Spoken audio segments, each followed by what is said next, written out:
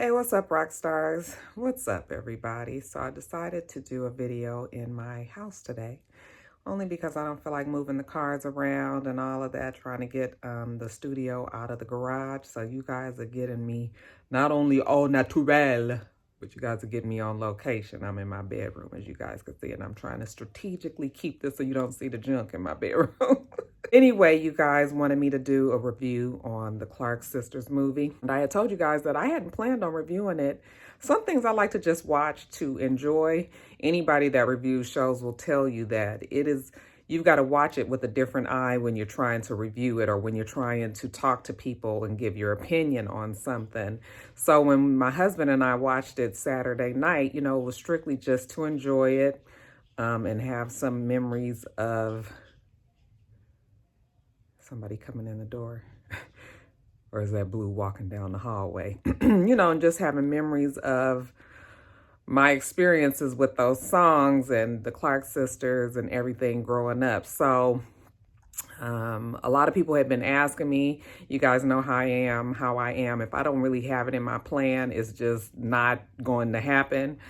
But then when people started asking more and more, and I was like, well, Roxanne, why wouldn't you do a review about it? I mean, you grew up singing gospel music. You was in choirs pretty much all the way up until like I was 22, 23, 24 years old. So it would make sense for me to give you guys my experience, especially since Clark Sisters were so, I just can't remember a time where I wasn't really listening to their music. So this is me giving you guys a review on it. Oh, you know what? I gotta go get my notes. I had decided that I'm not gonna do like a scene for scene type of review, but I still let me go get my notes. Hold on one second. Got my notes together here. I rewatched it again this morning just so that I could get refreshed on what's happening so that I can just talk about it. It's a whole lot going on in my house right now. Mister's in there making us some oyster po' boys, oyster and shrimp. And I think I'm gonna pull my oyster off the sandwich, but it's gonna be good, child. I'm telling you. Mr. Show be cooking his ass off and I show be eating my ass off. So it's a perfect union. Anyway, you guys, the show. So first off, before I get into the actual movie, let me just say I believe the casting was spectacular. I thought they did a great job of casting this movie.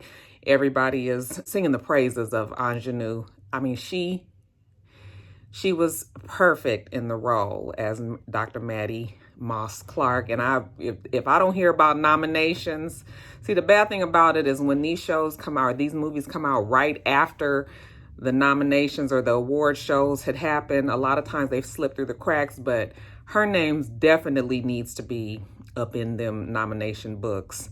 I don't know if it would be an Emmy, or, Golden Globes, whatever. She deserves to be there. She had just really, she had embodied the spirit of Maddie Moss Clark. And then the girls as well, I just thought they did a very good job casting. And when I saw it, I was like, okay, these girls are actually singers. They really did a great job of casting everybody. I was proud to know that Queen Latifah, Mary J. Blige, Missy Elliott were the producers. I think the executive producers for this show. People who truly are performers, people who definitely know about that life, and even if it was a different genre, but still, I thought it was very well done. If I had any quips about the movie, and it would only be one, is just that I wish that it was two parts, because I felt like while we got the general gist of everybody's relationship with the mom and how complicated it could be, we still didn't get deep into the reasons. I mean, we were able to assume and to figure out why the girls were the way that they were.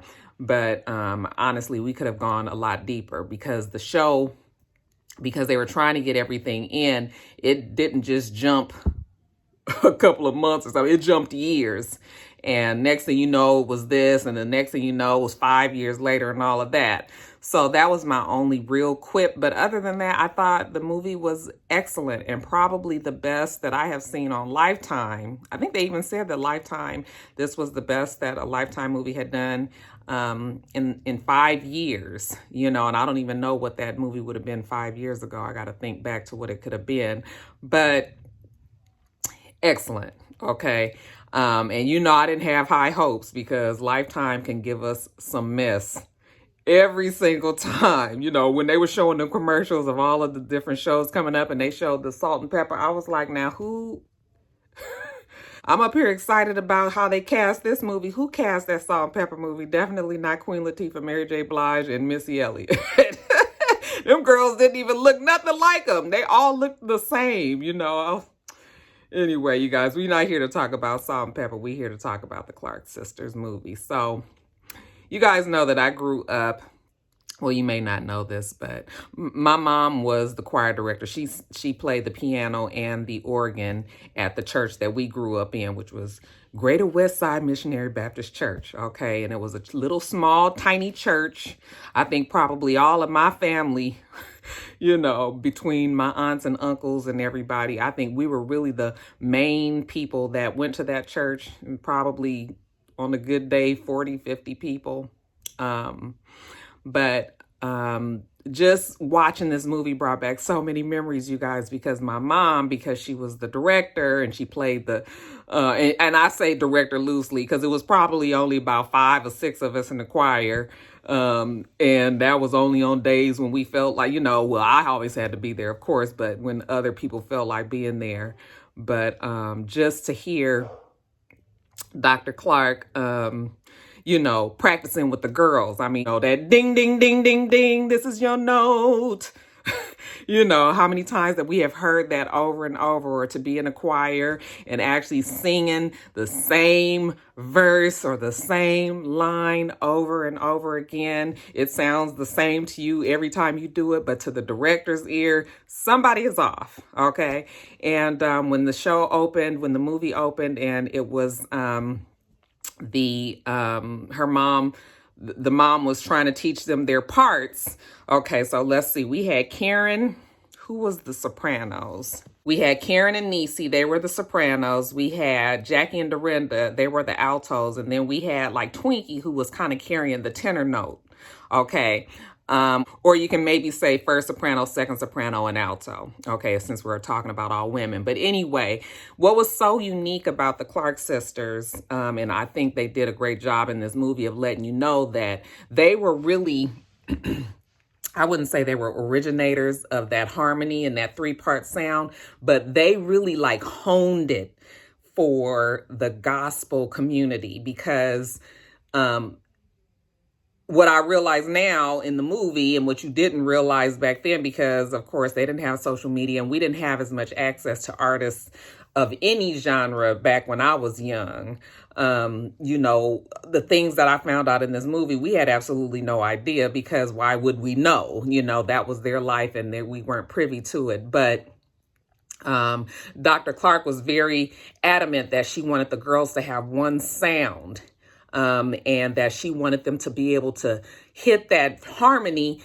I mean, their voices were so unique and so strong in what they were doing that they didn't even have to have instruments. Like their harmony would sound like a band, if that makes any sense to you guys. So, when I was listening to them sing, it just brought back so many memories, you guys. I was like, please don't get to crying in this video because,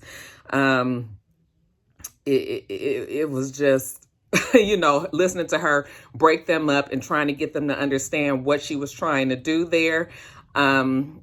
It just carries on to this day. When you listen to gospel singing, even though it is a mass choir, everybody is still breaking up into those 3 parts, or 5 parts if you have tenors and bass and things like that. But hats off for sure to Maddie because she brought that sound. And the fact that she wanted to make sure that her girls, almost at any cost, not only was singing for the Lord, but that they was going to be successful, in the scene when she's into it with her husband and he was like, oh, you want them to be the Jackson 5? She was like, they better than the Jackson 5. Okay. The extreme acrobatics that they could do with their voices, but never get off that note. Anybody that listened to the Clark sisters even back when they was young like that, knew that them girls was on it. And it's not always that you get a whole family. First of all, you get 5 girls and everybody can sing. I mean, that is a family that was blessed and anointed from the very beginning. And Dr. Clark, she knew that. Now, they're part of the Kojic Church. I grew up Missionary Baptist Church, but as I got older, I started going to West Angeles. And so I was kind of a part of a Kojic, but everybody knew that a Kojic church was very, very strict in the way that they operated.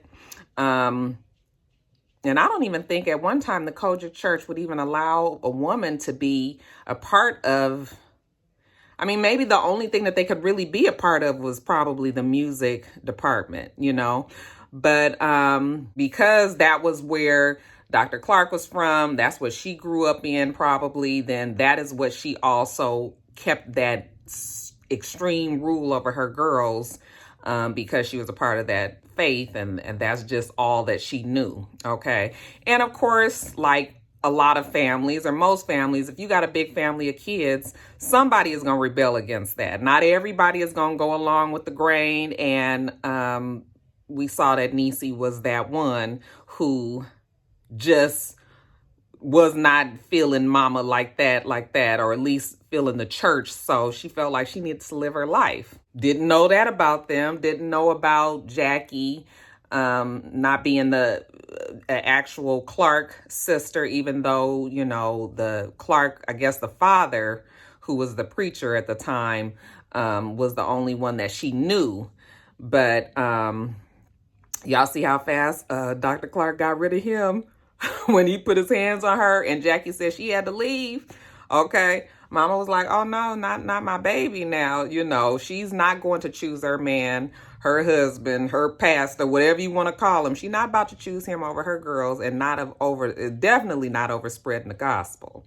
So it showed like the strength of the mother, because back then women was really not getting, and definitely not in the church, women were not getting divorces. Okay.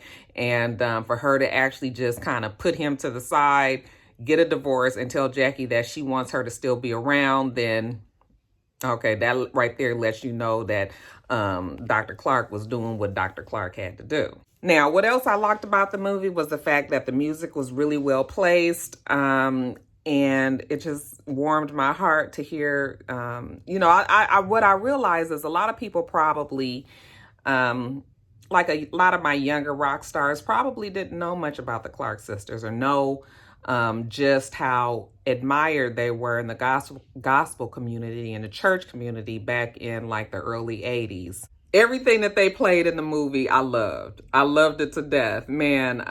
And to think that Twinkie was the one that wrote all of those songs, I mean, and if you would listen to like the way that the songs were arranged, these were not like simple gospel songs. I mean, they were intricate chords, scales that went up and down. And actually, that sound is still mimicked in gospel music today. Like, they just was amazing, you guys. Now, the good thing about Dr. Clark, I think, was that she did not hold her girls back from relationships.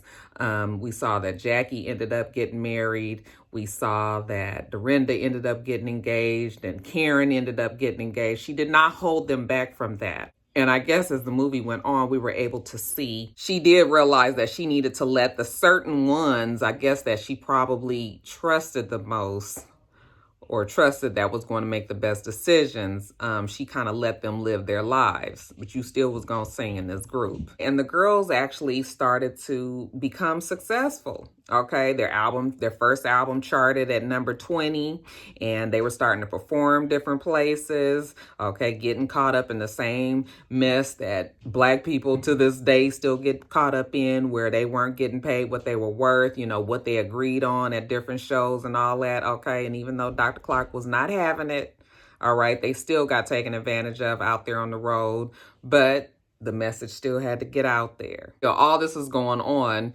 and they still are having, you know, family problems inside. Niecy getting to the point where she got to get out. She got to live her life. She's kind of sleeping around. I don't want to say sleeping around, but you know, she definitely ain't no virgin, you know, sneaking out and going out with her boyfriends and all of this. And then it all kind of comes to a head when the mother slaps Niecy because she being fast, basically. And you can tell that this is like the beginning of the breakdown, even though it took years. And see, that's what I'm saying. Like in the movie, you don't even really realize how long it took for all this to happen, because it just like, it went from like 1 year to 4 years later, you know, but this was the beginning that Niecy and the mom, we were able to see that them two weren't seeing eye to eye. Okay. And you also kind of got an idea that the girls were kind of sick. What you doing? Close the door. I'm doing a video. And you also got to see that this was where the sisters may not have been as close with Niecy as they were, you know, with the rest of them together. I think everybody's just kind of sick of Niecy's mess. But, you know, you can't really be upset for a girl who is trying to grow and experience life. And if you got, that's why a lot of times preachers' kids can be out of control, because they have been so controlled.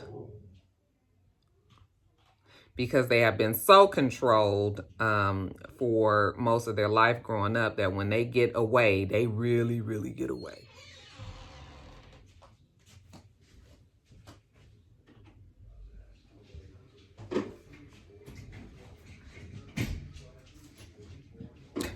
And then it all finally broke down when Brenda announced to the girls that she was pregnant. You know, they was like, how are we supposed to be singing gospel music and you pregnant and not even married? They gonna be knowing that you having sex out of wedlock and all this. So they felt hypocritical. They didn't want to do it. Again, Niecy rebelling against the mom. That was the first breakdown. Oh my God.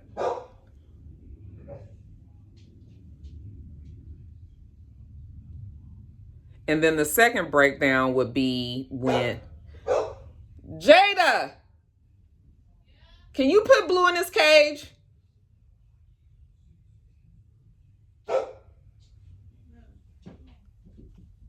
Get a snack and from the thing and then just throw it in there and he'll get in. And then the second breakdown, of course, was when Twinkie sold all of her rights to her music. I was just like, oh my God. Oh my God. And she just could not, and it wasn't even for a Cadillac, you guys, it was for a Lincoln. All right. It was like she didn't even see the problem in it. All of those beautiful songs. See, this is stuff, again, that we would have never known. I had absolutely no idea that any of that went on with the Clark sisters. I just knew that those girls, all of those songs that they had played, you know, that she had written, I just knew that they were still in the family. But no, she sold them off. And that kind of let you know where the schism was between the girls and the mother. All right. Twinkie kind of being so crippled because she's right up under the mother. Like, she's the organ player. She's the one that didn't really have a boyfriend, any of that stuff. So she makes these decisions that makes absolutely no sense. And those women would have been paid today if she hadn't done that. So when I found out that she had sold, my heart was broken for him. I was just like, oh my God. When the mom said, you gonna look back 20 years from now and realize that you done made a mess out of your life. Okay, you done sold off the future. That's really, really what happened there. It's too bad that them companies was taking advantage of people like that and still do it to this day. After that, we had Is My Living in Vain? I said, did that make you guys think of Escape? But that'll let you know, like, how everybody was trying to get that harmonizing sound. If you was trying to do it, you was trying to sound like the Clark sisters. Another thing that I didn't realize in the movie until I saw the movie was that You Brought the Sunshine was actually taken, the music was taken from the Stevie Wonder song Master Blaster. Now today I'm thinking to myself, like, why did I never even realize that? I mean, it's definitely the song, right? But I was just so like, oh, okay. Yes, I can hear it so clearly now. You guys, that is my all-time favorite gospel song. I played it all the time because back when I first started singing in the choir, when I became like 18, 19 years old, I went to Eternal Hope Missionary Baptist Church, which was it was a church that had a very young choir, had a very young congregation, I should say. So back then, I mean, I was 100% into church. I mean, was full blown Bible study, Saturday nights, choir rehearsal, Thursday nights, church all day, Sunday, you know, all of this, right? But I used to blast that song in my Jeep all the time. Okay. I just loved the sound of the Clark sisters. Now, when the church that I went to, there was a family there. Everybody was singers or had some sort of musical inclination. There was a family of girls. They all had beautiful voices. They would sing a lot of the Clark sister songs, and they would harmonize, and you know, the praying spirit song, you know, Lord, give me a praying spirit. Okay. Don't let me get to sing it up in here, you guys, but they would tear the church down. Tear the church down. Oh my God, you guys, such good memories. Such good memories. I just can't believe that when I was 20 years old, I was so fully engrossed in church. And then I think I told you guys that the youth congregation, I believe, was getting so big in the church that the pastor was not really happy with what we were doing, and put a stop to it. I mean, and it was a tragedy because all of us, we were in church. I mean, we were Bible study on Saturday nights, and it would be powerful Bible studies. And the pastor and the deacons were not happy with us doing that. They felt like it wasn't regulated, that they weren't a part of it. So they didn't want us to be getting together, you know, on Saturday nights. It actually broke our hearts. And I think it actually was the beginning of the ending of, you know, the church, honestly, because the church ended up burning down and everybody kind of disbanded and went to different churches, and then it was just gone. But when we was in there, you guys. So that's why when I was watching the movie, even though that was a Baptist church, but the movie part, kind of things that I could relate on was when the girls ended up getting nominated for a Grammy, and they wanted, you know, their mom to perform with them. And she did, because Dr. Clark also was a gospel singer, had gold albums and everything, but never got to see her dream fully realized like that. That's why she put so much of her everything into the girls. So it was her dream to also be involved with the Grammys. So she performed with them, and they did Hallelujah, Hallelujah, Hallelujah, Hallelujah. Okay, now we doing a gospel song. We up here at the Grammys. We are still spreading the gospel, yet and still Dr. Clark was stifled, you know, halted by the church because they felt like she was getting too big, you know, and that she needed to be put in her place. I'm sure the fact that she was a woman had something to do with it as well. And they ended up telling her that the only way that she could perform is the only way that she could still remain the head of the international, you know, director of music or whatever she was that she couldn't perform with her girls any longer.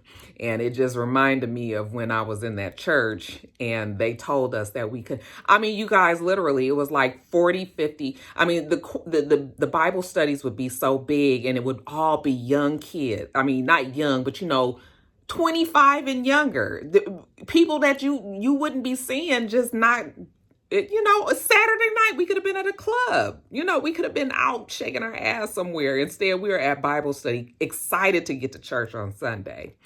And yeah, they put a stop to all of that. So when I was looking at that, I was just like, yeah, this is, you know, this is familiar. But then after that, you guys, in the movie, it just all started to come to a head. Niecy was done, okay, wouldn't sign this new deal that they were trying to do, because she just didn't have it for the mama no more. Okay, loved her mama, loved her sisters, but felt like she was kind of like the black sheep of the family. So Niecy's done, right? Then we get Twinkie. Twinkie ends up meeting a guy, and swept away. You know, she's been up under her mom the most. So when this man came her way, she was ready to get, and you can't blame her. I feel like Maddie kind of ran them girls off, not trying to do that, always believing that believing that she was doing the best for her girls, and definitely loved her girls to death, but always had her eye on the prize and couldn't seem to she just never could seem to shake that I'm the director of you girls first, and then I'm your mama. And it seemed like the more that she pushed to try to get the girls to stay together, the more that it just started to fall apart. So when Twinkie started telling them about her and the guy, and they got about to get married, or, she wanted them to be happy for her, nobody could really be happy for her. Twinkie is the main. Okay, we can probably do it without Niecy, but Twinkie is going to change the dynamics of this group. And everybody knew that, including the mom. I think even if maybe Dr. Clark would have approached Twinkie's relationship a little differently, it might not have turned out the way it did. But Twinkie was getting ready to go. So she going to the Carolinas, either it was North or South Carolina. And, her mom couldn't believe it when she came to the house with her then boyfriend to tell the mom. And the mom was like, no, you need me. Okay, you need me. The first person to show you a little attention, you want to run off and get married to him. You need me. And Twinkie said, yeah, I need you too.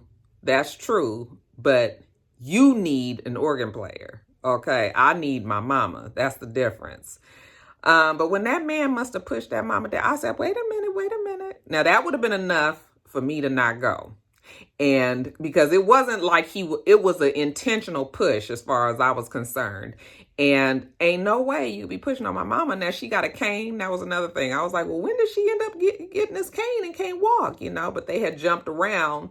You didn't push this lady down. This is my mama no matter what. That right there lets you know how much Twinkie wanted to get the hell up out of there.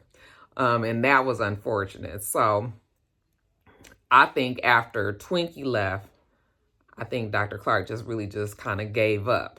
We only got Jackie, Karen, and Dorinda, which those three definitely are strong enough to hold the group. But the dynamics of the group and the strength of the group was the fact that they were all this sound. And now it's missing, it's off, But they were just now starting to make good money and real money. And Twinkie just was like, no, I got to go. I can't do this no more. So I think it just threw things off. They had albums and things that they needed to do, but they could never quite get back to what it was when it was all of the girls all involved in the group. That's when they were their strongest sound. Maddie starts to really decline. I guess she has diabetes because Jackie, who's a nurse, realizes something is wrong with her foot, and they rush her to the hospital. And when she was in the bed, you could tell that she had some regrets, when she was talking to the doctor. And she said, these are my girls. These are the Clark sisters. These are the ones I was telling you about, Twinkie and Niecy, they on their way here. But this is Jackie, Dorinda, and Karen. That broke my heart because she knew, like we knew, that them girls was not on their way to that hospital. But again, when they sang Praying Spirit, then I was just like, oh, you guys, it just touched my heart when they sang. Oh, that was one of them churches that, remember I was telling you about the girls that sang in that family? Honey, they would tear the church down when they sang Praying Spirit. Tow it down to the ground. Like I can hear their harmony right now. They're just so strong singing. Gosh, I miss all of them. You guys, anyway, let me keep on with the story. And shortly after that, we see that the mom died. We see that the sisters never could quite get it back together the way they could. They treated Niecy kind of more so like the black sheep that she had become. She had to get up there on the pulpit and get to talking crazy about the fact that this is my mama, my mama. You know, it was too bad that they did Niecy the way that they did, but I think that they was just so frustrated with Niecy, and just could not relate and could not understand why Niecy was going through what she was going through. Honey, Niecy got 7 boys. I was like, now last we heard she had 3. Child, where these other folk came in. But yeah, she had her 7 boys, and it was real sad to see after the funeral, the girls didn't even want her to ride in the family car, you know, and Twinkie had to tell her that she would ride with her because they didn't really want her in the other car. Twinkie, I think, felt like an outcast, much like Brenda. I mean, why do I keep wanting to call her Brenda? Much like Niecy did. But, so that was actually sad to see because we always thought that these girls was really close knit, and we were seeing now that maybe they weren't, you know. And even so soon as when the mother died, they was not really feeling each other as a group like that, you know. And then it continues to fall apart because Twinkie has a nervous breakdown. And then Karen, I believe Karen had gastric bypass. They didn't say what it was in the movie. I don't even know how much longer it was after the mom died because I missed the year, but it was some years later. Karen ended up in the hospital and in a coma because there were some complications from her surgery. Because, you know, they were pretty much all heavy set women. It was only the one was thinner. And I guess that was Dorinda. But they were pretty much big girls. And so Karen had the gastric bypass. And so I didn't know that she almost died from that. But it was cute also to see how Karen and her husband had started up because, you know, even when they had their reality show for that minute with their daughter, it was, you know, they always seemed like they really had a good and very close relationship, husband and wife. But I don't know. I felt like the movie kind of ended sadly because it never seemed like the girls were able to get, I mean, Niecy definitely never came back. Niecy was done. And, you know, when we finally got that closing scene where they were going to get back together, they hadn't performed together in a long time, wasn't really sure if Twinkie was going to be there. Then Twinkie ends up showing up.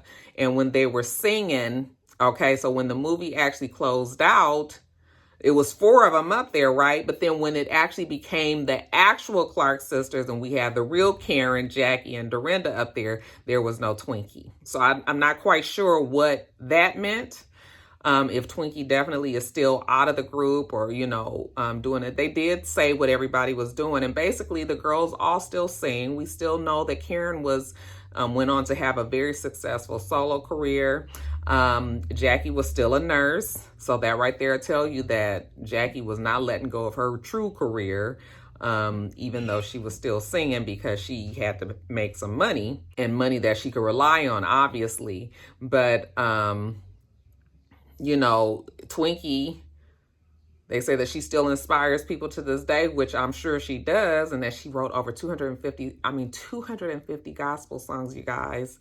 And I don't know how much of that she wrote off or signed over to the record label, but that's sort of like, that's heartbreaking because those songs, you guys, are just amazing and heart-touching and down in your soul. I mean, who doesn't love a gospel song, right?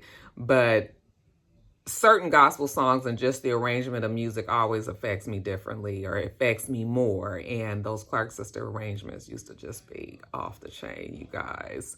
Yeah, it brings back so many memories just from growing up and singing with my mom and then also singing as a young adult in the choir. And all of those songs that they were singing and just remembering those things and just good memories, you guys. Good times. I've told you guys a few stories from when I went to church, when I went to that church I was talking about, like when the boy, when I found out that he had a daughter in the church and all that. Okay, this is the same church I was talking about. There used to be so much going on in that church, but I do actually, every now and then when I sit and think about it, I miss them and I miss that church so much because it still had a very deep effect on my life today, even though I'm not even in LA anymore. So definitely not a part of that church. Don't really talk to any of those people from back then. But I still believe to this day we could all probably get together sing a song or two or three and kind of feel like we didn't really miss a beat. Might not be able to breathe and sing it all, but you know. Anyway, you guys, I really, really enjoyed the movie. And like I said before, I just thought they did a very good job. I thought they did an excellent job. What did you guys think about the movie? I haven't watched anybody else's reviews, so I don't know. But I know that the general consensus is that a lot of people really had a good time with it and really just enjoyed the story and finding out what we did not know about the Clark sisters. So many things that we didn't know. We never would have known. So kudos to them for opening up their lives and, you know, telling their story, because they didn't have to do that. But loved it. What did you guys think? Y'all let me know about it in the comments below. And I am going to get off of here. I think I have talked for way too long. I'm gonna have to try to edit this down, you guys. But I'm gonna go and put on You Brought the Sunshine. I'm telling you, you listen to that song real loud in the car one good time. First of all, you gotta listen to it twice. But yeah, one good time, man. My mom used to have a live tape of the Clark sisters singing, and that song was one of the songs that they were on there. I don't know, they were in concert somewhere, and when I tell you they tore that song down to the floor, you know how they do all of that with oh my goodness, you guys. I'm gonna try to find that on iTunes if I can. I'm gonna put it on my Instagram, because there's a certain version that is just like they just toe it up. But that might be one of them things that you can't find ever again, you know. But anyway, you guys, let me get off of here. Okay, I hope you have a wonderful, wonderful rest of your day. I'm planning to do the same. I'm going to go in there and eat my sandwich, you guys. Until next time, rock stars. Oh, I'm holding the phone with... Bye.